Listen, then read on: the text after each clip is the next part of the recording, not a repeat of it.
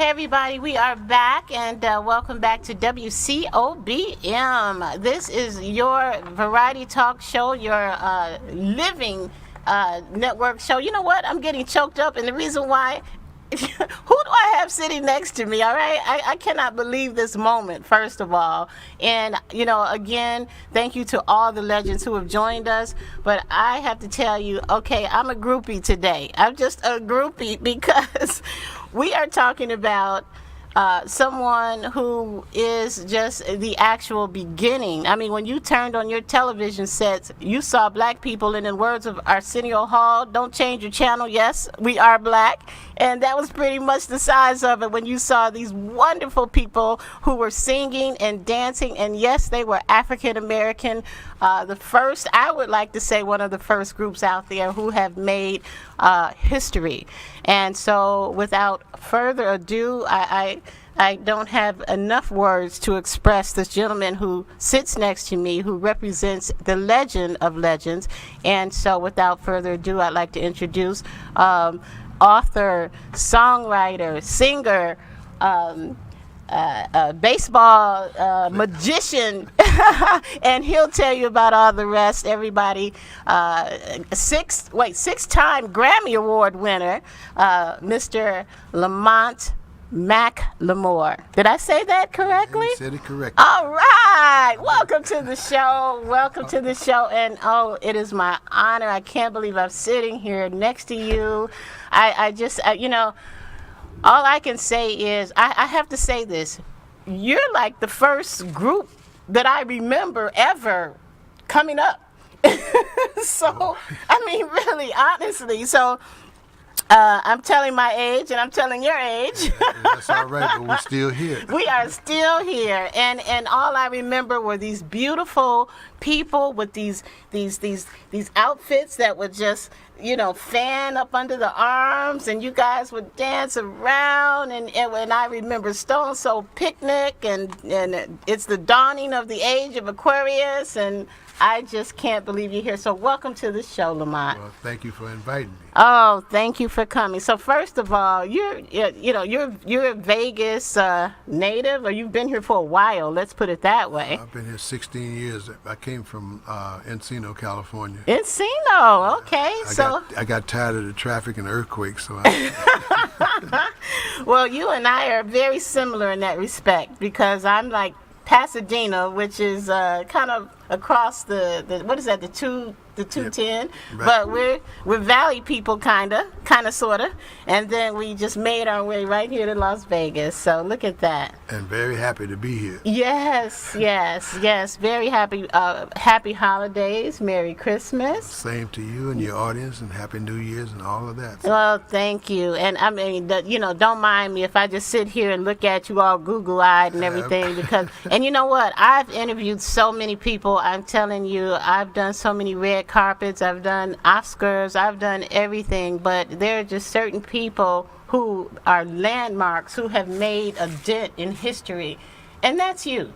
So let's just get started. First of all, I had a bit of trivia, and maybe we can bring that up on the second half, and it's really a lot of fun. This was stuff that people sent out in Facebook, and I saw something like S&H green stamps. And somebody said, "Do you remember that?" Yeah, you're too young for that. See, I told you, I'm telling my age. And then I saw a jar of Ultra Sheen, Afro Sheen, and Royal Crown. Okay. I said, you know what? I'm bringing this to the show so we can do a little trivia here, But first of all, Lamont, everybody take a look at this picture. And Scotty, let's make sure that we can get this where everybody can see it. So, is this a good place? Oh yeah. Okay, I like that. I like that a lot. And let's see if we can lift it a little higher. And so what are we looking at here? I know what we're looking at, but why don't you just do a little bit of describing to me for the audience who's a little younger than us? Yes, ma'am. Well, that's a picture with Frank Sinatra, and he really loved the group, and we were the only group that he ever took on the road with him. We went to Holland, Spain, worked for the Queen in London. So And then we did 2 of his retirement parties. Every time he would retire, he'd come back and we did another retirement party. Oh my goodness. People don't really know that Sinatra is one of the main reasons there's no segregation in Las Vegas. He helped broke the barrier. But Sammy Davis was coming here, and they used to go to the Moulin Rouge, which was the black entertainment, black hotel here, the only place where blacks could really stay and perform. But all the people were going over. Sinatra and the Rat Pack would go over there after the show. And so they loved Sammy, so he said, I want to try to get you into the Sands, I think the Sands. And Sammy said, you really? For sure? So Sinatra came to the Sands and said, I got this guy I want, perform here. He said, well, Mr. Sinatra. He said, Mr. Sinatra, if he don't, I won't. So he got him the job there. And then at night, Sammy Davis would still go back over to the Moulin Rouge to stay. He said, hey, man, you working here, you should stay here. So he went to the hotel again, and they said, well, Mr. Sinatra, either he stays or I don't play. I love it. So then I ran into Sammy, and Sammy said, man, I wasn't going to stay in that room at night, man. Somebody come up there and bomb it. And also, he would go back to the Moulin Rouge, and Sinatra found out about it. And he said, you're going to stay here tonight, and I'm putting 2 goons outside the door to make sure you stay here. Wow. Oh, man. So that helped break the barrier, the race barrier. Oh, my goodness. Yeah, because you know what? We've had some people who've been working here, like yourself, in Vegas almost since I don't want to say the inception, because that was way before you were born, too. But people who I've heard stories about the back door situations, and even though you performed here, you actually had to enter through the back doors and that kind of thing. Who was it? The one black singer jumped in the swimming pool, and they drained the whole pool. Oh my! Yeah, you know what? I've heard those stories. Right. I've heard those stories, or you you would actually. Black people would get in the pool, and it would be a pool full of people, but by the time you got in the pool, now all of a sudden it's empty because everybody slowly got out of there, and they drained the pool. They drained the pool. So wow, what a long way that we have come from. Right. And my goodness. And Las Vegas, even with the Temptations, Four Tops, and all the Smokey and all of them, with all the hit records they have, none of them ever headlined in Vegas. And they were only the first 2 black headliners here were the Supremes and the Fifth Dimension. So we helped to open the doors, the floodgates. Then everybody came in. You see, that's why I'm so excited about you. I knew you guys were the only 2 headliners were yourself and Diana Ross, the first 2 Diana black. Ross. Wow. Yeah. So tell us, how did the group get started? Give us just a little bit of that, just for those, because the history is so precious.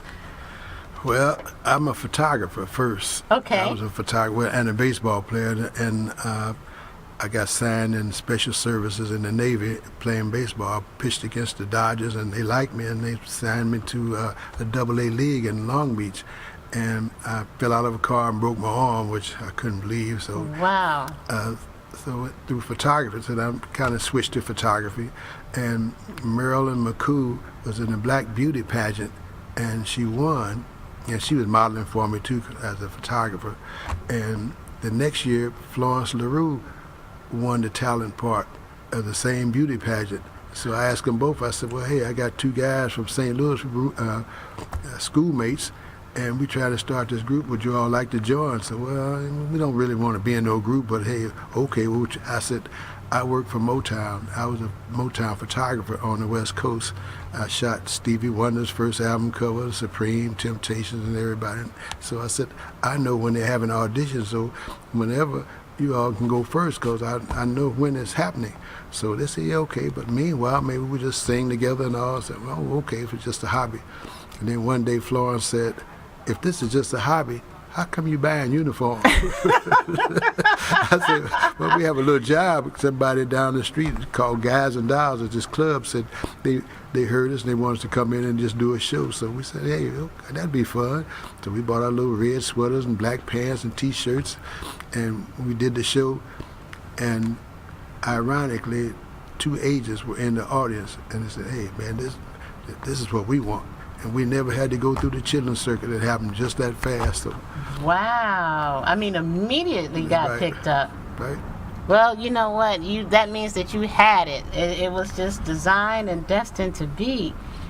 Wow, that's the amazing. funny part about the Fifth Dimension, Marilyn and I were singing in a jazz group before with Harry Elston, who turned out to be one of the Friends of Distinction. Friends of Distinction and the Fifth Dimension were one entity, group? were together. At and they one were split up time? in a jazz group called the Hi-Fis. And I went to bed one night, and in the middle of the night, the dream came and showed me exactly how to put the Fifth Dimension together. So I went to the Hi-Fis and said, man, look here, jazz is all right, but it's not selling, you know. In fact, we recorded an album, we sold 5 copies. Each one of us bought one. So I said, well, hey, just put a little funky beat to it, still sing good. And so they said, oh, you always been a rock and roller, so no, we're going to continue to sing jazz. I said, yeah, I saw this too clear, man. So Marilyn said, well, if you're leaving, I'm leaving too. So me and Marilyn left and started. And it turned out, at first it was called the Versatiles.